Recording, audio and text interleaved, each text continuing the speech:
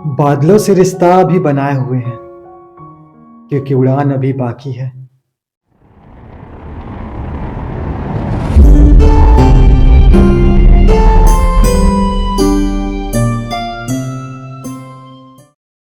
Hello दोस्तों, मैं हूं रुपेश कश्यप और आप सभी का स्वागत है मेरे अपने शो जिसका नाम है किस्सा गोई, जहां मैं आपको सुनाता हूं कुछ अपनी मंडली द्वारा लिखे गए किस्से, कविताएं और कहानियां और कुछ अपने दिलों की बात। मैं जो आज आपको सुनाने वाला हूं वो एक कहानी है और उसका शीर्षक है इनफाइनाइट लव, या फिर ये कहूँ तो अनंत प्यार।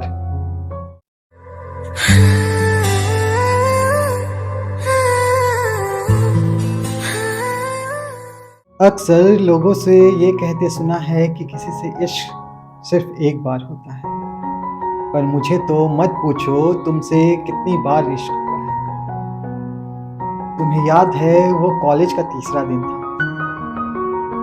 तुम लाइब्रेरी की सीढ़ियों से नीचे उतरते हुए माथे पर एक तिल के बराबर की बिंदी लगाए अपने बालों को संवार रही थी कि तभी हम दोनों की नजरें मिली और तुमने बस एक मुस्कान के साथ अपनी नजरें झुका ली थी। उस वक्त मुझे तुमसे पहली बार इश्क हुआ था। फिर कुछ दिन बाद तुम कॉलेज के कॉरिडोर में कुछ हैरान परेशान भीड़ को नजरअंदाज किए तेजी से लगभग दौड़ते हुए चली आ रही थी कि तुम अचानक लड़खड़ाई और तुमने मेरा हाथ थाम लिया।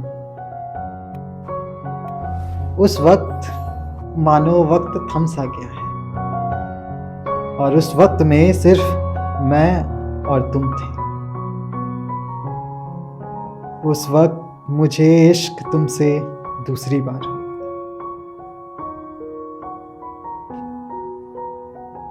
4 फरवरी 2005। ठंड काफी थी उस दिन। हम सब कॉलेज के कैंटीन में बैठे एक दूसरे के टांग खींच रहे थे कि तुम मेरी किस बात पर जोर से हंस पड़ी थी और फिर टेबल से कॉफी का मग मुझे पास करते वक्त तुम्हारी हाथ की उंगलियां मेरे हाथों को छू गई थी। ये पहली बार हुआ था और मुझे इश्क तुमसे तीसरी बार। फिर कुछ ही दिन बाद आया आशिकों वाला हफ्ता, यानी कि वैलेंटाइन डे वीक। तुम्हें देने के लिए हर दिन के हिसाब से सामान तो खरीद लिए मैंने, एक टेडी बियर, चॉकलेट, कुछ गुलाब के फूल, पर तुम्हें देने के लिए हिम्मत नहीं ला सका। देता भी तो कैसे, एक मैं ही तो नहीं था ना कि पूरे कॉलेज की सबसे सुंदर लड़की पर अपना दिल हार बैठने वाला। और जिसने भी तुम्हें ये दिया और तुमने उसका क्या हाल किया, ये देखने के बाद मेरी सारी हिम्मत हवा हो गई। पर उन सब को तुमको मना करते देख मुझे तुमसे चौथी बार इश्क हुआ था। 8 जनवरी 2009। आज फेयरवेल था हमारा। कॉलेज के ऑडिटोरियम में सभी इकट्ठा हो गए थे, पर मेरी नजरें बस तुम्हें ढूंढ रही थी। वहां ऑडिटोरियम में इतनी भीड़ होने के बावजूद भी मानो मुझे ऐसा लग रहा था मैं वहां अकेला हूं और मेरी नजरें बस तुम्हें ढूंढ रही थी कि तभी मेरी नजरें तुम पर पड़ी और तुम, मुझे आज भी याद है, तुम एक हल्की गुलाबी रंग की साड़ी पहने, माथे पर तिल के बराबर की बिंदी लगाए, अपने बालों को संवारते ऑडिटोरियम के अंदर चली आ रही थी। उस वक्त मुझे तुमसे एक और बार मोहब्बत हो गई और वो 5वीं दफा थी। 15 मार्च 2009। एग्जाम का आखिरी दिन था। एग्जाम का आखिरी दिन, यानी कि ये तुमसे रोज रोज का मिलना अब ना हो पाएगा। मैंने भी ठान लिया कि आज तुमसे अपने दिल की हर बात कह दूंगा। मैं तुम्हें कॉलेज के हर कोने कोने में ढूंढने लगा और तुम मुझसे कॉलेज के कैंटीन में अपने दोस्तों के संग मिली थी और मैंने भी ना कुछ सोचे समझे, बिना किसी को देखे अपने दिल की बात तुमसे कह दी थी। और तुम बस वहां से बिना कुछ बोले जाने लगी। तब मानो मुझे ऐसा लगा कि मैंने तुमसे अपने दिल की बात कहने में कुछ ज्यादा जल्दी कर दी।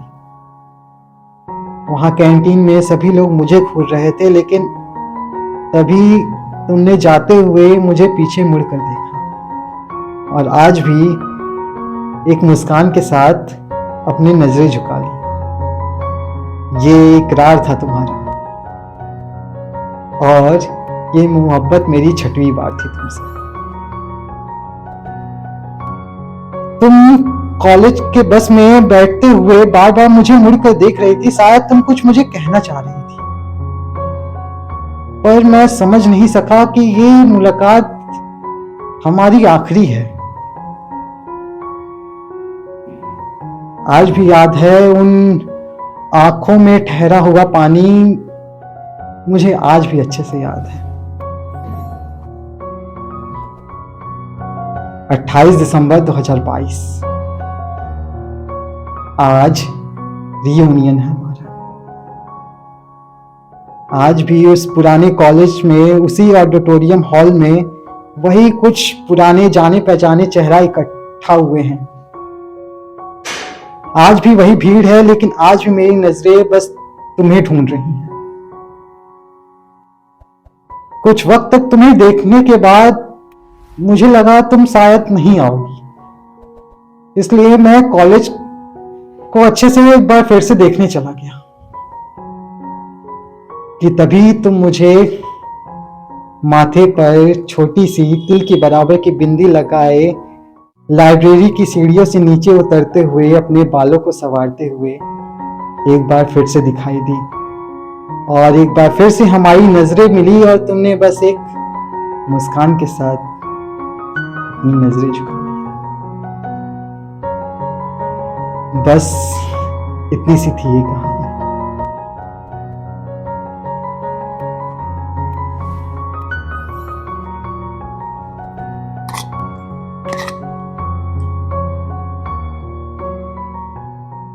आप अभी तक हैं क्या यहाँ पे? जल्दी जाइए, सब्सक्राइब कीजिए, लाइक कीजिए, कमेंट कीजिए और देखना ना भूलें हर बुधवार और शनिवार FNC प्रेजेंट किस्सा गोई, आप, हम और बातें हम करें। आपको सब्सक्राइब कर लीजिए, मेरा ऑमलेट